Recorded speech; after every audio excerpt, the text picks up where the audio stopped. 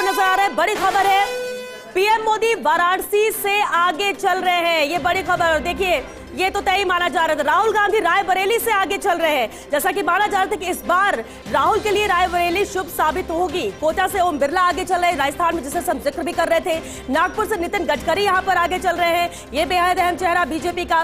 जोधपुर से गजेंद्र सिंह शेखावत यहां पर आगे चल रहे हैं। हालांकि 13 सीटों पर राजस्थान में बीजेपी आगे चल रही है। जयपुर शहर से मंजू शर्मा आगे चल रही हैं। शुरुआत जिस तरह से हुई है रुझानों में आगे, और प्रधानमंत्री नरेंद्र मोदी भी वाराणसी से आगे चल रहे हैं। और श्वेता, जितने भी नाम आपने गिनाए, इनमें सवाल यह है कि कितने से आगे चल रहे हैं, क्योंकि इनमें से हारने के चांसेस बहुत कम है। लेकिन दिल्ली की सभी सीटों पर बीजेपी आगे है। कम से कम शुरुआती रुझान में, बैलेट पेपर की काउंटिंग में बीजेपी ने क्लीन स्वीप किया है अभी तक के रुझानों के अंदर। हालांकि हम कह रहे हैं कि भैया परिणाम नहीं है, नतीजे नहीं है, रुझान है, शुरुआती रुझान है। लेकिन शुरुआती रुझान के अंदर बीजेपी काफी ज्यादा बढ़त आगे हासिल करती हुई, अगर 200 सीटों की बात की जाए तो 165 पे एनडीए, 40 पर आईएनडीआई और 10 पर अन्य, लगभग 205 के आसपास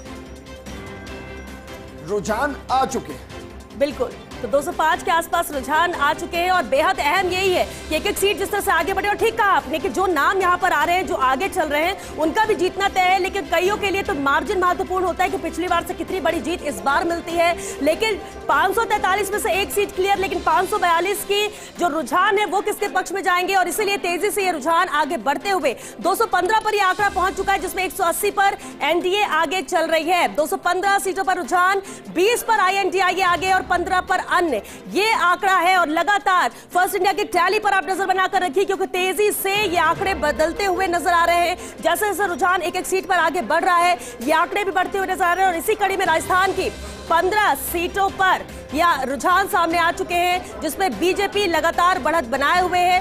13 पर बीजेपी, 1 पर कांग्रेस और 1 पर अन्य।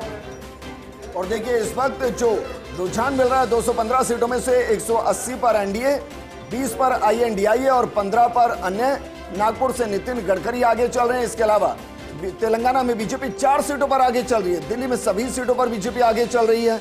और रुझानों में बीजेपी के मनोहर लाल खट्टर पीछे चल रहे हैं। करनाल सीट से वो चुनावी मैदान में मुख्यमंत्री की कुर्सी से इस्तीफा दिया, उसके बाद सांसद के चुनाव में उतरे, लेकिन पीछे फिलहाल चल रहे हैं। और एनडीए की डबल सेंचुरी लगने की स्थिति, 215 में से 180 के आसपास और रुझानों में आगे चल रहे हैं। बिल्कुल, मेरठ से बीजेपी के अरुण गोविल भी आगे चल रहे हैं। और बेहद अहम सीट हैदराबाद की, जहां से असदुद्दीन ओवैसी आगे चल रहे हैं।